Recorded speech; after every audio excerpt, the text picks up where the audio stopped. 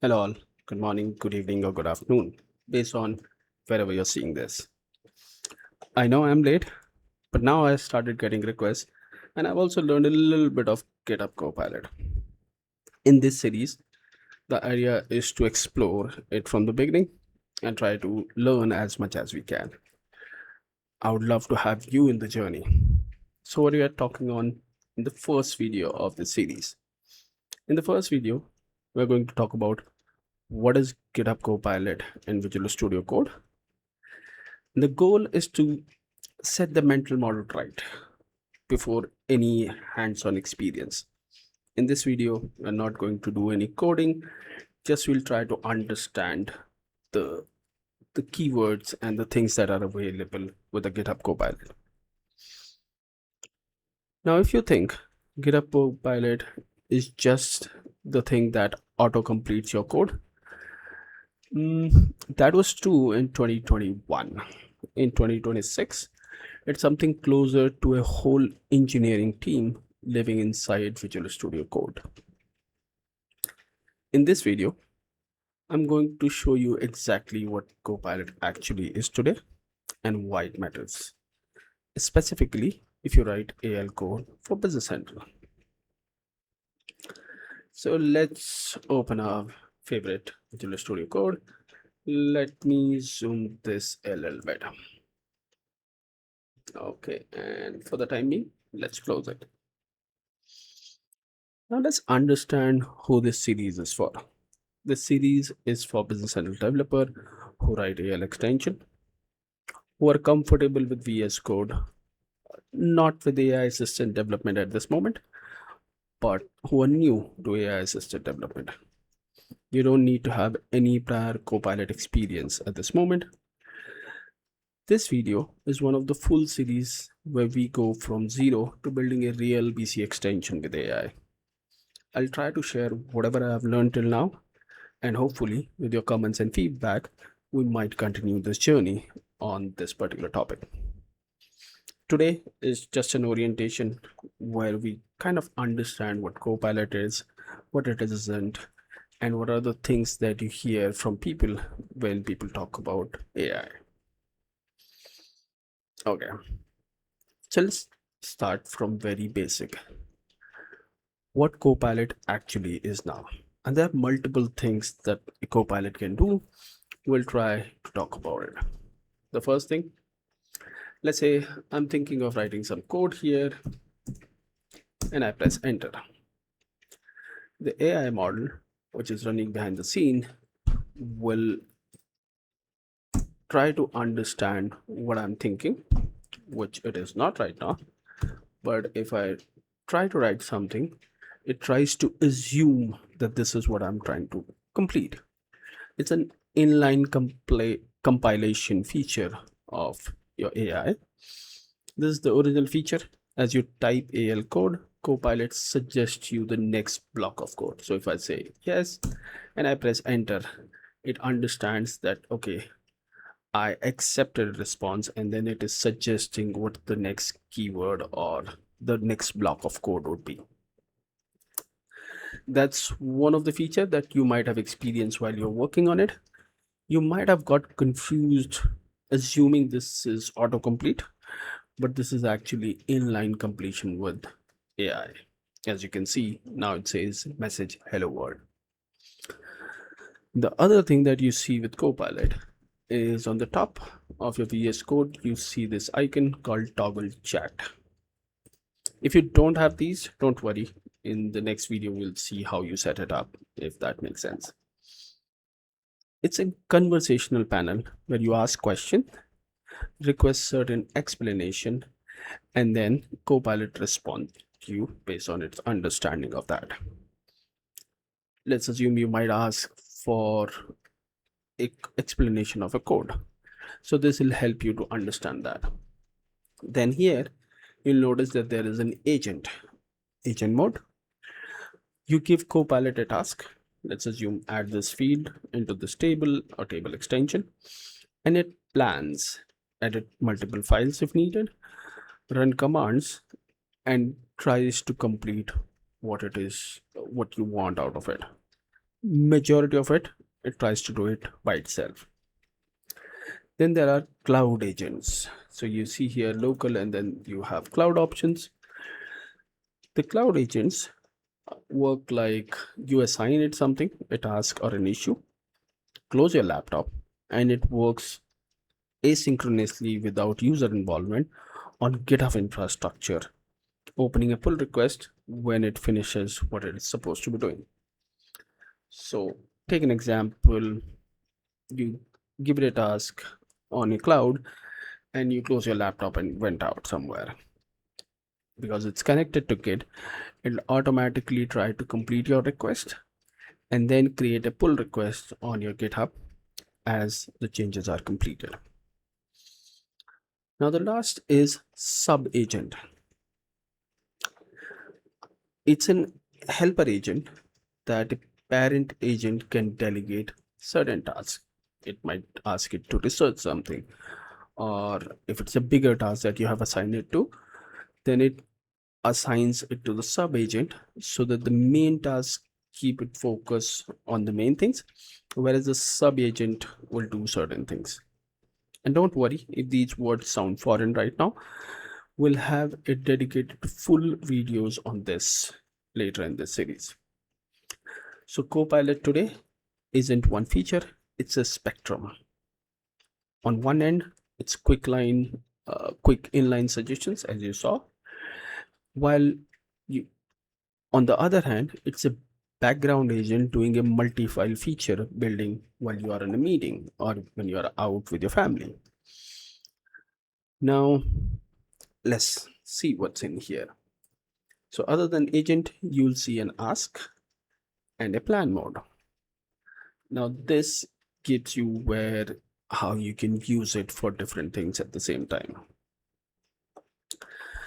So let's see what we can do here. Okay. So here you can see that when you do a ask, it helps you to answer certain questions without making any changes to your file. Whereas plan help you to research things and outline a multi-step plan for the activity that you want to do. You also see a configure custom agent. That means you can build your own custom agent based that can be used later on for other things. At the same time, we briefly talked about local and cloud. So local is where you are interacting with it and it works iteratively with the user while working for you. Copilot CLI, it delegates a background task, but it's still running on your own machine and it does things that you ask for. Cloud, as I explained earlier, it delegates a task to the GitHub Copilot coding agent, which does things asynchronously without user involvement, and then at the end create a pull request when changes are done.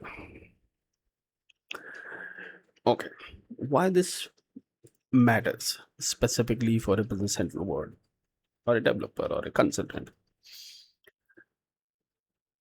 In this series, I'm not going to talk about generic Copilot. AL is fairly specific language where there are very specific objects that we deal with. Generic AI coding advice doesn't translate directly for Visual Studio Code while using for AL. So you have to give specific instructions.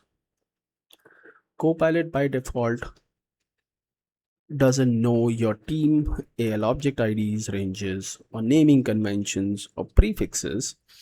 You have to tell it or teach it via custom instructions that we'll cover later. Business Central development is extension based. Most of what we do is extending base object, not modifying them. Copilot need to prompt that it need to keep in mind while doing changes. The business handler specific pattern like event subscriber, table extensions, page extensions, automated tests are things generic Copilot never show, and it's a gap that we need to kind of fill in this series. Now we have done a lot of talking.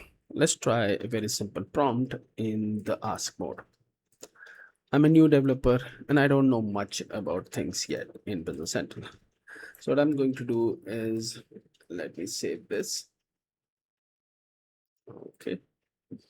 And let me try to ask it a very simple question, which is, what is a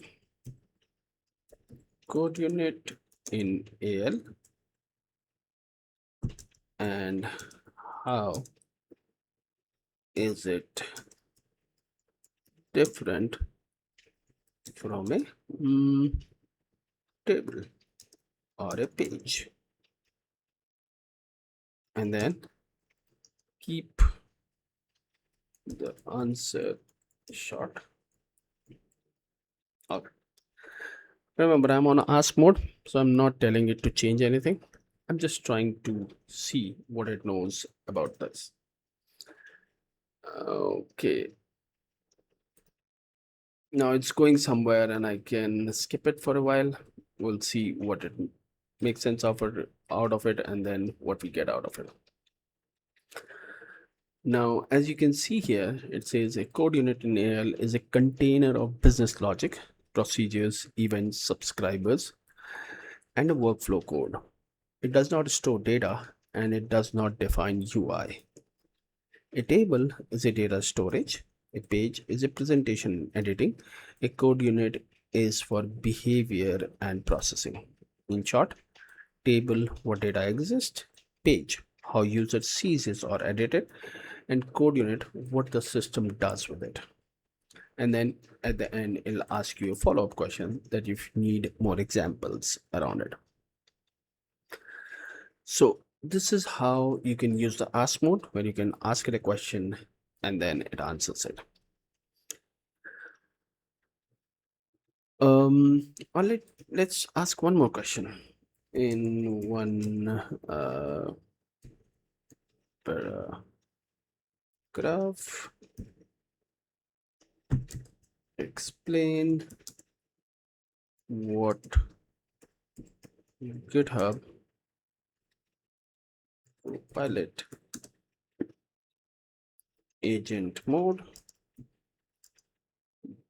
does differently from Copilot Chat ask mode. So I'm asking a question to it about itself. So let's see how it responds. So if you don't know what it is, you can surely ask it even about itself, as in about the Copilot, and it'll try to give you the right answer.